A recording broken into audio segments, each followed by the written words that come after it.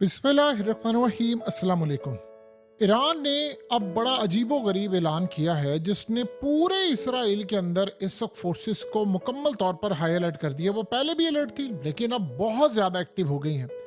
आपको याद होगा कि पिछली दफ़ा जब ईरान ने हमला करना था तो उन्होंने अमेरिका को बता दिया, रीजन के अंदर बता दिया, सबको बता दिया कि हम 72 घंटे में हमला करने जा रहे हैं। और वो 72 यानी 72 आवर्स बहुत इनफ होते हैं। वो इसलिए बताया कि आप अपनी सिक्योरिटी ले लें, हमने ज़्यादा नुकसान नहीं करना। इसीलिए जब निबातम बेस पर उन्हें बड़ी तबाही मचाई तो आज तक उन्होंने कभी क्लेम नहीं किया। वो अलग बात है कि इसके बाद जो यानी आज से समझ ले हमले के 15 20 25 दिन बाद उनके जर्नैलों ने और आर्मी चीफ ने कहा जी उसमें 200 तैयारों ने भी हिस्सा लिया था। अब ये कौन से तो ये नहीं पता, बाद में पता चला कि उसमें इसराइल के कितने तैयारे तबाह हुए। ये लेटर ऑन ईरान ने बताया लेकिन उसको इतनी मीडिया हाइप नहीं मिली। ईरान ने इस वक्त अपने मुल्क में वार्निंग जारी कर दी है कि 22 अगस्त यानी ठीक 24 घंटे के अंदर अंदर ईरान मिसाइल फायर करने के लिए जा रहा है और ये बड़े तबाहकुन फायर करने के लिए जा रहा है मिसाइल।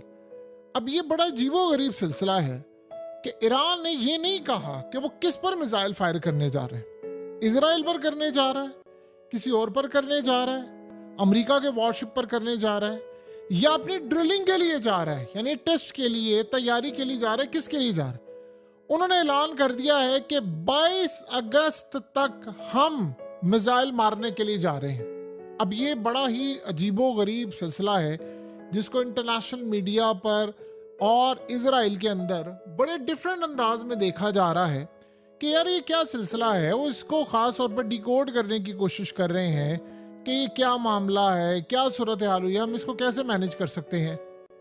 अब उसके बाद वो देख रहे हैं कि आज रात यानी आप ये देखिए 24 घंटे के बाद आपको पता ये चलेगा कि वो ईरान हमला करने वाला है। क्या ईरान इसराइल पर हमले करने वाला है? क्योंकि ईरान ने ऐलान किया है कि हमने जो इसराइल पर हमला करना है वो अचानक और सरप्राइज देते हुए हमला करना है। उन्होंने कहा कि हमला हम ऐसा करेंगे कि उसके बाद ऐसा हमारा हमला हो कि इसराइल दोबारा कोई हमला करने की जरूरत ना करे। अब ये तो बड़ी अजीबो गरीब सूरत हाल है और ये एक नामुमकिन सी सूरत हाल है। वो कहते हैं हम ऐसा प्लान बना रहे हैं कि इसराइल के खिलाफ इंतहाई खतरनाक और अचानक और मुकम्मल तौर पर सरप्राइज देने वाली जवाबी कार्रवाई करें कि इजराइलियों की आंखें आसमान या रेडार स्क्रीनों पर जमी हो और अचानक जमीन या फिजा से फिर दोनों तरफ से अचानक इतना शदीद हमला हो कि पूरे का पूरा इसराइल कांप उठे। उन्होंने कहा कि हम ऐसी कार्रवाई करना चाह रहे हैं कि इसके बाद दोबारा इसराइल की जुर्रत ना हो कि कोई हमला कर सके। अब आप ये सोचें कि जब ये बयान दिया है और साथ ही उन्होंने कह दिया है कि 22 अगस्त को हम ये काम करने जा रहे हैं, असल में इस वक्त पूरे इसराइल के अंदर मचाया हुआ है खौफ, उन्होंने पैनिक फैलाया हुआ है। यानी आप सोच लें कि आज रात क्या क़यामत खेज गुजरने वाली है इसराइलियों पर। अब आप मनाजिर देख सकते हैं कि अब जिस तरह आज लिबनान ने 50 ड्रोन्स मारे और ड्रोन्स मारने के बाद आप आग की सूरत हाल देख सकते हैं, कैसे लोग वहां से भागे हैं अपनी जानें बचा के। सोचे आप घर में बैठे हो, आपका घर तबाह हो जाए, आपका गैराज तबाह हो जाए, आपकी गाड़ी तबाह हो जाए, हर तरफ आग लगी हो, रेजिडेंशियल एरिया हो। इसराइलियों को आदत नहीं थी सारी जिंदगी ये चीज़ें फेस करने की। गजा के लोगों को थी, फ़लस्तीन के लोगों को थी, लिबनान को और दीगर जगहों पर थी, शाम के अंदर थी, इनको आदत नहीं थी। अब इस सारी सूरत हाल में जब ये हमला हुआ तो आप जानते हैं कि इसराइल के अंदर इस वक्त पैनिक और खौफ की फिजा क्यों है। वो कह रहे हैं कि देखिए अगर लिबनान के ड्रोन्स हम नहीं रोक पा रहे और हमारी ये कैपेसिटी हो चुकी है तो फिर जब ईरान का हमला होगा तो हम कैसे इसको रोक पाएंगे, वो भी तब जब माजी के अंदर की सूरत हाल जो सामने आ रही है वो बड़ी तबाहकुन है। इस वक्त सबसे बढ़कर ये जो सूरत हाल सामने आ रही है वो इतनी ज़्यादा ख़तरनाक है, इतनी ज़्यादा ख़तरनाक है कि आप उसका अंदाज़ा भी नहीं लगा सकते। यानी आप ये सोच लें कि इस वक्त की मौजूदा सूरत हाल ये है कि इसराइल इस वक्त मुकम्मल तौर पर तबाही की तरफ जा रहा है, बिल्कुल बर्बादी के आखिरी हदों को छूने वाला है। क्योंकि उसके बाद जो तबाही होगी वो फिर पूरे रीजन की नहीं है, वो फिर इसराइल की है, ईरान की है, फिर उसके बाद शाम की है, तो इसराइल की अपनी बड़ी तबाही है। अब असल में ये इंतज़ार कर रहे हैं कि कल क्या होगा। देखिए ईरान पिछले काफ़ी अरसे से कोशिश कर रहा था उसने नए मिसाइलों का तजर्बा करना है। अब ये भी सूरत हाल हो सकती है कि वो कोई नए मिसाइल का तजर्बा कर, उसने कहा जी मैंने मिसाइल मारना है। अब ये नहीं बताया कि कहाँ मारना है, फिजा के अंदर मारना है, टेस्ट करना है, यानी आप ये सोच लें कि सारी सूरत हाल है। अमरीकी क्या कर रहे हैं, अमरीकी कहते हैं हम इन्वेस्टिगेट कर रहे हैं कि क्या इसको टेक्नोलॉजी रूस ने प्रोवाइड की है, क्या प्यूटन जिम्मेदार है, और वो कह रहे हैं कि हमने बताना है इनको। देखिए बच्चे बच्चे को बता, आपने एक चीज गौर से नहीं देखी, प्यूटन ने 13 साल के बाद चचनिया का दौरा किया है, और जब वो गए तो रमजान कादरेव ने वहां पर उनका किया इस्तकबाल, क्योंकि वो चचनिया के अंदर लीडर है, उनको गले लगाया। याद रखिए चचनिया रूस की ही फेडरेशन है, तो वो वहां पर गए, उसको गले लगाया, और उसके बाद रमजान कादरेव उनको पूरा दौरा करते हुए मस्जिद में लेकर के। लेकिन वहां जो बड़ा क्लास का सीन था कि कुरान मजीद उनको पकड़ाया और प्यूटन ने कुरान मजीद को चूमा और उसके बाद सीने से उसको लगाया। और अब आप देख सकते हैं कि कैसे उसने सामने रखा और कुरान मजीद को कहा अजीम तरीन किताब है, ये अजीम तरीन किताब है, इससे अच्छी कोई किताब नहीं है।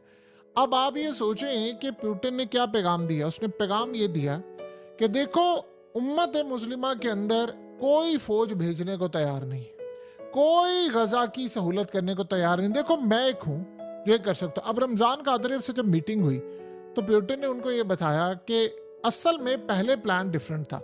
प्लान ये था कि रमजान कादरेव ने एक बयान दिया था प्यूटन के कहने पर कि बस हमें ऑर्डर जैसे ही आता प्यूटन का तो उसके बाद चचनिया की फौजें हम गजा में उतारने को तैयार है। अब जब ये सूरत हाल हुई तो जाहिर सी बात है इजराइल को ये बात अच्छी तरह पता थी कि मीटिंग हुई है रमजान कादरेव और प्यूटन के दरमियान, और मीटिंग के बाद ये बयान आया तो उसका ये मतलब है कि रूस ने बयान दिलवाया और वो फौज उतारने वाले। उन्होंने काम ये किया है कि उस वक्त यूक्रेन की जंग काफी हद तक ठंडी पड़ चुकी थी, यानी ऐसा मामला हुआ कि यार बातचीत हो रही है बैकएंड पर। अचानक से सिलसिला अब शुरू हुआ है कि रमजान कादरेव ने प्यूटन से मुलाकात के बाद कहा कि अब हमें पहले लड़ाई करनी है यूक्रेन के अंदर। आपको पता है कि रमजान कादरेव ने इलॉन मस्क को कहा कि तुमने मुझे टेस्ला भेजी, और टेस्ला के ऊपर लगाई उसने मशीन गन, और आप ये देख सकते हैं मनाजिर, टेस्ला के ऊपर मशीन गन लगाई और उसके बाद उसने कहा मैं यूक्रेन में लेकर जा रहा हूं मारने के लिए। उसने फिर कहा कि मैं तमाम मुसलमानों को सबको दावत देता हूं कि सबसे पहले यूक्रेन के अंदर हमें लड़ाई करनी है। और उसने कहा कि चेचनिया की फौज, पहले उसने कहा था कि नहीं हम जाएंगे गजा में, फिर उसने कहा कि नहीं हमने पहले जाना है यूक्रेन के अंदर, वहां लड़ाई करनी है और वहां अमेरिका और उसकी ताकतों को शिकस्त देनी है, ये जरूरी है, देन हम गजा की तरफ आते हैं। यानी उसने ये इनडायरेक्टली ये कहा कि देखो गजा के अंदर जो लड़ाई से चल रही है, अगर रूस यहाँ पर नाकाम हुआ तो फिर पूरा यूरोप तबाह होगा। फिर जाहिर सी बात है जब आप रूस को नाकाम करने के लिए कोई एटमी हमले तक की बात जाएगी तो वो फिर पूरा यूरोप उड़ा देगा, तो बेहतर ये। अब आज प्यूटन ने जो ऐलान कर दिया उसने बड़ा क्लियर लिखा, उसने कहा जी अब तो यूक्रेन पूरा छीन कर ही बातचीत सारी खत्म होगी, अब ये आखिरी शिकस्त देकर ही आगे जाएंगे, नहीं यूक्रेन अब हमारा होने वाला है। अब ये बहुत सारे लोग इंतजार कर रहे थे। देखिए प्यूटन ने, आप अगर पिछला 1 महीना उठाएं तूफानी दौरे किए हैं, अजरबैजान जा रहे हैं, कभी लोग उनको आकर मिल रहे हैं, इराक के लोग आ रहे हैं, उसके बाद अफ्रीका की कंट्रीज आ रही है, वो चाइना जा रहे हैं, चाइना से मुलाकात हो रही है, शी जिनपिंग से हो रही है, पूरी दुनिया के अंदर मुलाकातें हैं, मोदी को बुलाया जा रहा है, यानी हर जगह मुलाकातें ही मुलाकातें हो रही हैं।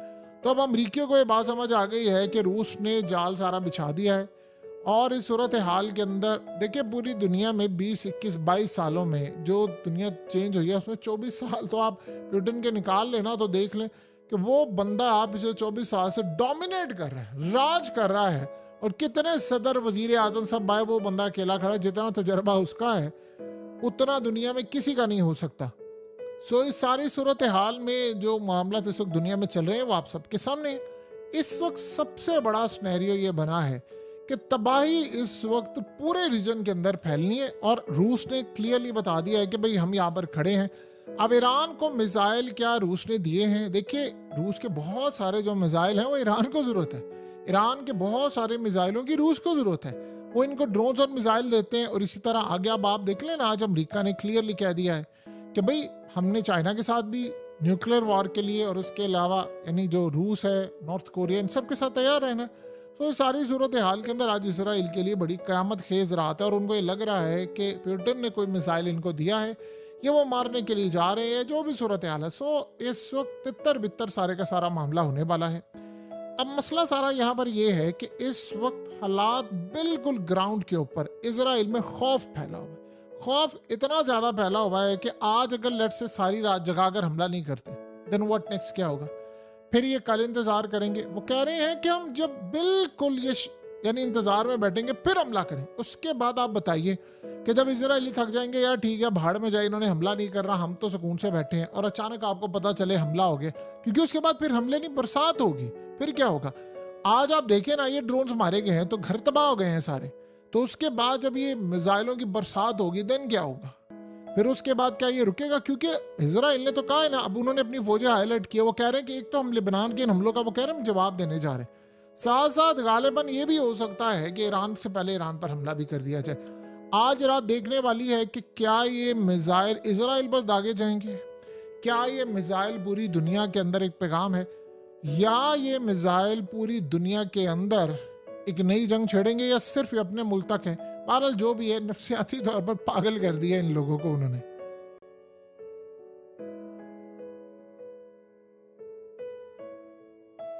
हकीकत टीवी को सब्सक्राइब करना मत भूलें, वीडियो को लाइक करें, शेयर करें और कमेंट सेक्शन में अपनी राय का इजहार जरूर करें।